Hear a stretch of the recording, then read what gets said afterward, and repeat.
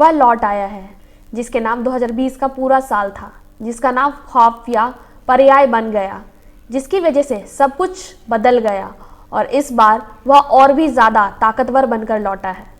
मैं बात कर रही हूँ म्यूटेशन ऑफ कोरोना वायरस का। मैं बात कर रही हूँ कि ब्रिटेन में इस वक्त मौजूदा हालात की। नमस्कार, मैं लीना आर्या और आप देख रहे हैं वेव न्यूज़ ब्रॉडकास्ट।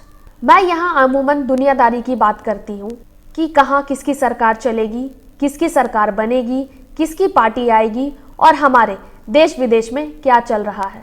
आज की खबर थोड़ी अलग हो सकती है क्योंकि आज मैं ब्रिटेन में क्या चल रहा है उसके बारे में बात करूंगी। अमूमन वह हम सभी जनजातियों मनुष्य के जीवन से जुड़ी हुई है क्योंकि यह जो चैलेंज कितना बड़ा है, कितनी मुश्किल भरी है, इसके बारे में भी तफसील से बात करेंगे।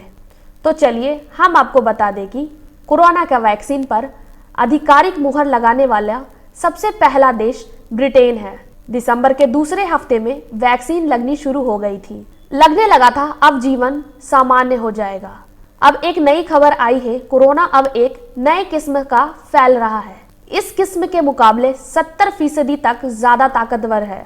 कोविड के इस नए वेरिएंट के चलते लंदन, ब्रिटेन में फिर से लॉकडाउन लग गई है। कोरोना के नए मामले में रिकॉर्ड तोड़ दिए हैं। कई देशों ने ब्रिटेन के साथ अपना हवाई संपर्क तोड़ दिया है। भारत भी उसमें से एक देश है जिसने अपना संपर्क ब्रिटेन से हवाई मामलों में मुलतवी कर दी है। कई सारी नई सवाल खड़ी कर दी है। ये कोरोना वेरिएंट क्या है? क्या ये ज्यादा खतरनाक है? कोरोना से भी ज्यादा तेजी से फैलता है?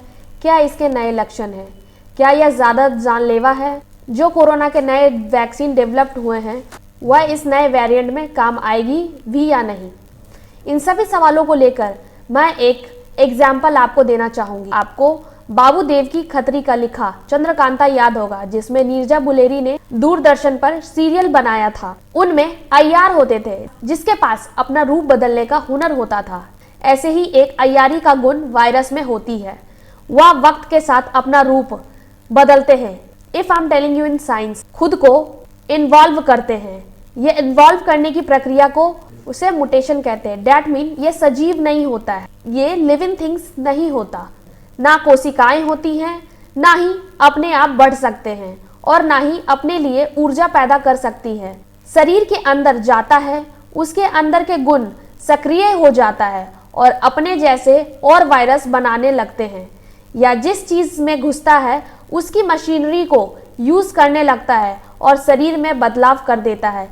इसलिए साइंस का मान्यता है कि मशीन और ह्यूमन लाइफ की जो बॉर्डर लाइन है या वहां पर अटैक करता है, उसको कहते हैं म्यूटेशन। अगर मैं आसान भाषा में आपको बताऊं तो बिल्कुल जुड़वा फिल्म के सलमान खान के जैसा, जहां सलमान खान और राजा जुड़वा भाई थे, अलग अलग होकर भी एक जैसे दिखते थे। अलग अलग दिखना यानी गुण साइंस के भाषा में वायरस म्यूटेशन कहलाता है। और आई होप आप लोग समझ चुके होंगे कि क्या है म्यूटेशन वायरस और कोरोना वायरस।